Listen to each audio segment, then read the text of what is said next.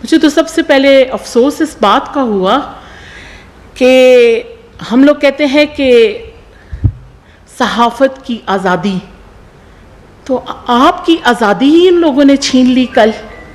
یہ اب ان چیزوں پر بین لگائیں گے کہ آپ کا قلم ان کے کہنے پر چلے گا.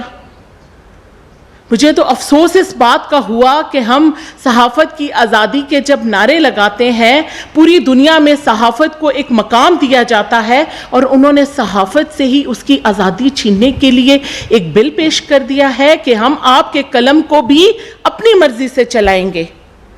ان کی ان مرضیوں نے جو صاف چلی، شفاف چلی کے جو نعرے لگائے تھے، اس نے خیبر پختونخوا کی 15 سال سے جو حالت کی ہے، میں تو کہتی ہوں ہم غلامی کی زنجیروں میں جکڑے پڑے ہیں. نظام صحت کی جہاں تک بات چلی تو اس میں آپ ہیلتھ کارڈز کی بات کرتے ہیں.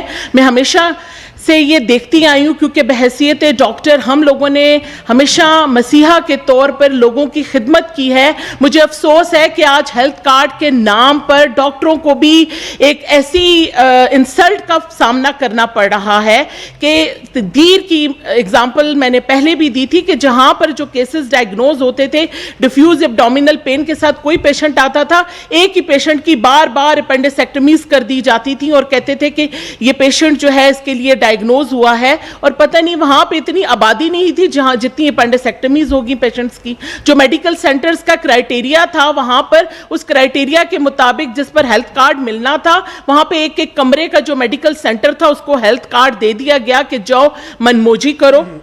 صحت کے ساتھ تو ایسے کھلواڑ نہ کریں.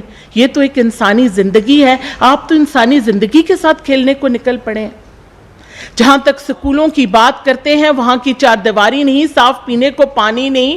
آبادی جو ہے وہ ایک طرف ہے، سکول پہاڑ کی چوٹی پر بنا دیے جاتے ہیں. اس کی اگزامپل آپ جا کر ہزارہ ڈویژن میں دیکھیں.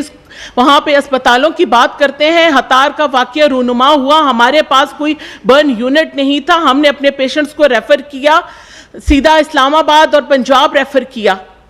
آپ کے پاس کوئی وہاں پر اپڈیٹڈ برن یونٹ موجود نہیں ہے پورے ہزارہ ڈویژن میں. آپ کے پاس ایک ٹرشری کیئر سینٹر ہے ایبٹ آباد میں، جس کو ابھی تک آپ اس میں کوئی بہتری نہیں لا سکے. اس میں کوئی اپڈیٹڈ کارڈک یونٹ نہیں اچھے طریقے سے متعارف کرا سکے. وہاں سے کیبج ہونے کے لیے پیشنٹ کو ریفر ٹو اسلام آباد کر دیا جاتا ہے. ہری پور میں کوئی ہاسپٹل نہیں ہے، جو ہاسپٹل ہے اس میں ریفر ٹو ایبٹ آباد کی پرچی دے دی جاتی ہے. تو سنائیں کون سی داستان ہم آپ کو سنائیں؟ اب آپ خیبر پختونخوا کو اور کس دھانے پہ لے کر جانا چاہتے ہیں؟ آپ یہ کہتے ہیں کہ پروٹوکولز، تو آج پروٹوکول کون لے رہا ہے؟